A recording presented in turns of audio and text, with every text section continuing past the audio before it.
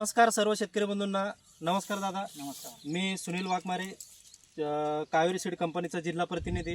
आज आपण आलेलो हिवरा या गावामध्ये, तालुका आणि जिल्हा छत्रपती संभाजीनगर ह्या गावाला आहे. तसेच आपण या ठिकाणी KCH 172 हे नवीन वाण या ठिकाणी दिलेलं आहे. आपल्यासोबत शेतकरी उपस्थित आहे, त्यांचाच हा कपाशीचा प्लॉट आहे. तर दादा, हे कोणतं वाण लावलेलं आहे तुम्ही? हे KCH 172. 172.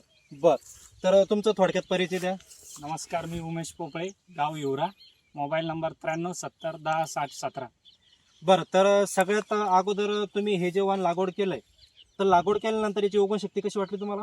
उगवण शक्तीची चांगली आहे. बर, दुसरं, आपण या ठिकाणी झाड बघतोय, तर झाडाचे थोडक्यात गुणधर्म या ठिकाणी बघू.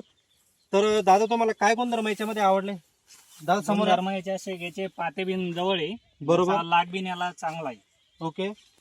याला तुम्ही बघू शकता, याचे पाते 1 2 3 4 5 6 7 8 9 1 10.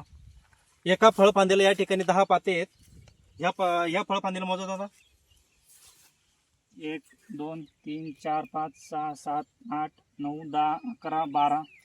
12 पाते. तसेच प्रत्येक फळफांदीला 2 ते 3 अशा कैऱ्या या ठिकाणी आपल्याला दिसता येते.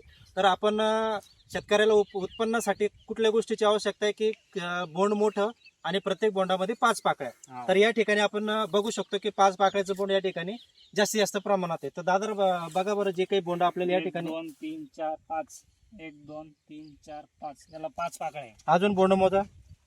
1 2 3 4 5. हे बोंड मोजा. 1 2 3 4 5. हे बोंड मोजा. 1 2 3 4 5. ओके. तर असे हे प्रत्येक फळफांदीला 2 ते 3 कैऱ्या आहे. तर त्या प्रत्येक कैरीला 5 पाकळीचे बोंड आपल्याला या ठिकाणी जास्तीत